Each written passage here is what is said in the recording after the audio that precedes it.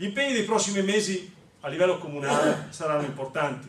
Il PAT, perché non è possibile che il PAT sia una questione puramente tecnica gestita da pochi addetti ai lavori. Vado proprio a volo d'uccello perché non ho tempo. La legge speciale, io penso che la legge speciale sia un tema che va rilanciato con forza, perché Orsolini aveva detto una cosa importante all'inizio, durante la campagna elettorale, dicendo che la legge speciale doveva essere oggetto di un'iniziativa popolare, non discussa con Brunetta, che doveva chiudere un'operazione per portarla poi in Consiglio dei Ministri e farsi bello non so davanti a chi e a quali interessi rappresenta oggi. Ecco, penso che la legge speciale sia una grande opportunità, una grande occasione per capire quali sono gli interessi, i nodi, le scelte che si possono fare per il futuro di Venezia.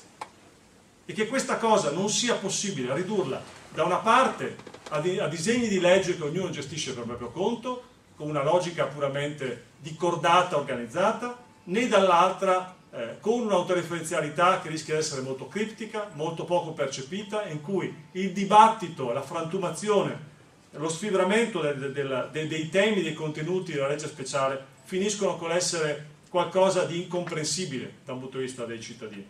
Io credo che bisogna parlare con molta chiarezza. Una nuova legge speciale per Venezia mette o no in discussione il ruolo del Consorzio Venezia Nuova? La nuova legge speciale per Venezia mette al centro una diversa dimensione territoriale oppure no? Una legge speciale per Venezia è conservazione ambientale e basta o è anche sviluppo? E quale sviluppo? La legge speciale per Venezia è un punto d'entrata semplicemente per preparare i nuovi interessi privati organizzati che rappresenteranno il nuovo Mose nei prossimi 30 anni oppure no? Ecco, io penso che con questo linguaggio dobbiamo cominciare a parlare alla città. E infine, evidentemente, i grandi temi che riguardano la riorganizzazione del bilancio. Io penso che la questione del bilancio non sia una questione tecnica. In questi mesi, rispetto all'allarmismo, a volte giustificato, legittimo, lo sforamento del patto di stabilità che poteva portare serio danno alle finanze comunali. Però il problema del bilancio è un problema che va affrontato seriamente, mettendo in luce quali sono gli elementi della finanza pubblica. E penso che su questo Sinistra Ecologia e Libertà vuole svolgere un ruolo che sia anche quello di fare la parte di chi parla in modo poco opportunistico di finanza pubblica. E mi spiego. Di fronte a un orizzonte politico che dice no, per carità, non bisogna parlare di tasse perché poi i cittadini si arrabbiano, non bisogna parlare di ricerca di nuove imposte perché altrimenti il livello di consenso si abbassa. E invece no, io penso che bisogna proprio parlare di questo. Bisogna parlare perché non possiamo pensare di ricostruire una dimensione pubblica nuova e diversa, che esca dall'agonia di questi anni, che esca dalla privatizzazione come ultimo risultato disperato, per cui appunto es capital è il salvatore, per cui appunto privatizzare magari domani lo è Marchi a Tessera e dopodomani lo sarà Paolo Costa al Porto, eccetera, eccetera. Ecco, se questa è la logica per cui spezzettiamo e perdiamo pezzi di sovranità pubblica, bisogna ragionare seriamente su cosa significa avere risorse ed energie per la città. E quindi si tratta di parlare seriamente di entrate tributarie. Io penso che su questo tema l'approfondimento deve essere effettivo. Bene si fa quando si parla di city tax, questo mi sembra un tema importante perché significa cominciare a porre un segnale. La città di Venezia non può continuare ad arricchire chi oggi ha in mano l'economia del turismo senza averne un ritorno da un punto di vista di risorse. Ma questa cosa bisogna andare fino in fondo, perché le scelte che vanno compiute anche lì sono su qual è il modello di società veneziana che noi immaginiamo. Un modello che difende la rendita o che difende il lavoro? Un modello che punta alla biodiversità economica o che punta alla monocultura turistica? Un modello che punta a privatizzare tutto o a ricostruire l'investimento pubblico?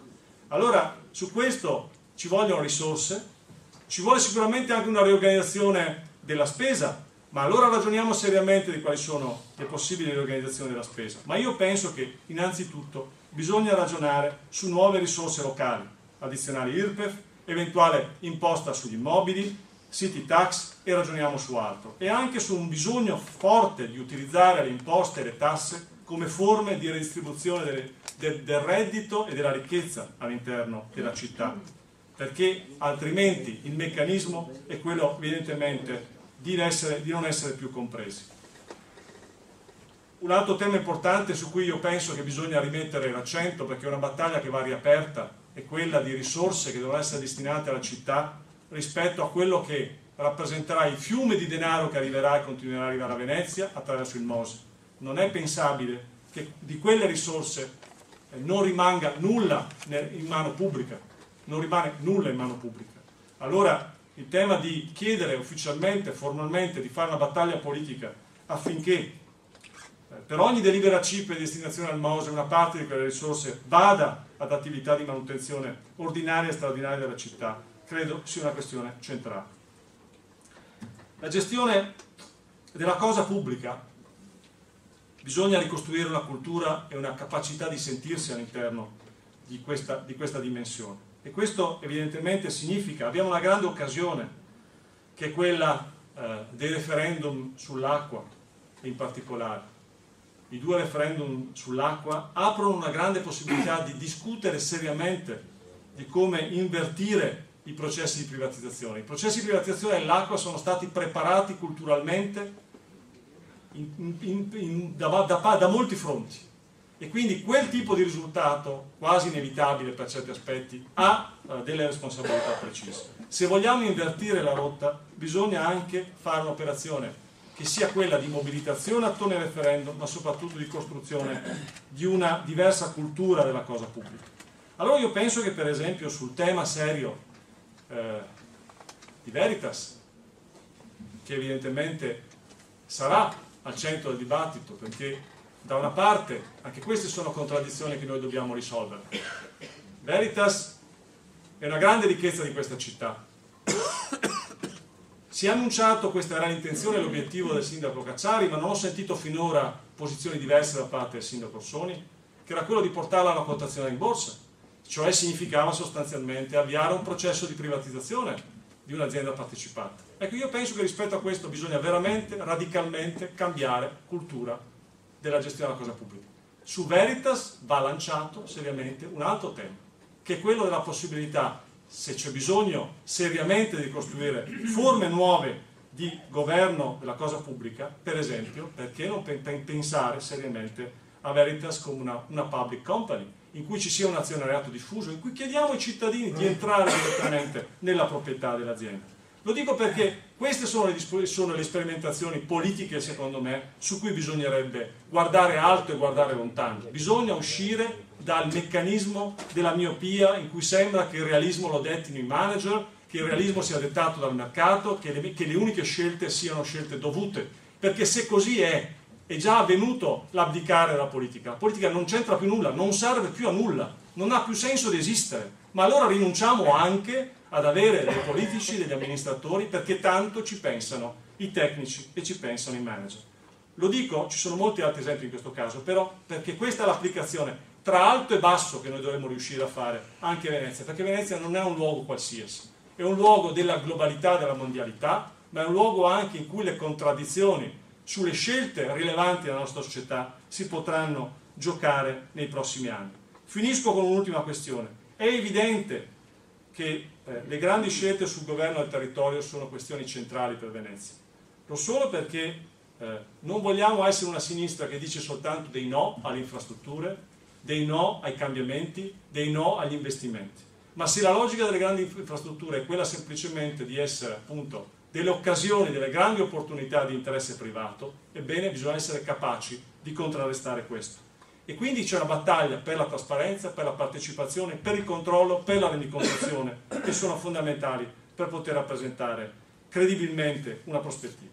Ecco, su questo noi vogliamo giocarci la partita, essere credibili, essere capaci di discutere seriamente di queste questioni, di farlo senza separatezza fra chi si occupa di questioni politiche alte e grandi e chi invece poi lavora sulle pratiche.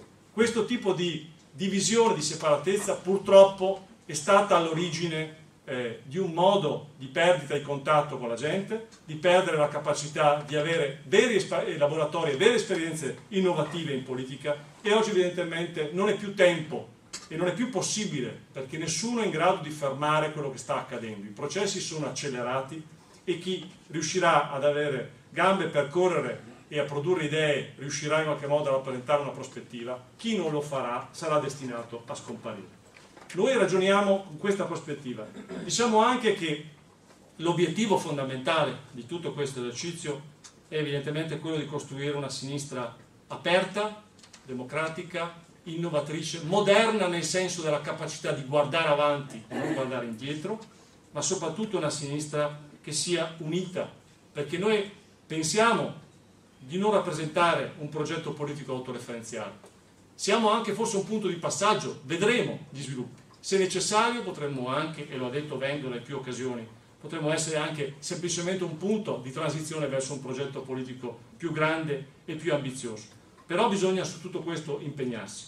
Finisco dicendo che abbiamo voluto organizzare i nostri lavori anche con momenti di approfondimento tematico. In particolare, credo saranno 2 o 3 gli approfondimenti tematici della giornata. Il tempo a disposizione non è molto, però significa anche dare un piccolo contributo a questo cantiere della sinistra che vogliamo provare a costruire assieme. Grazie.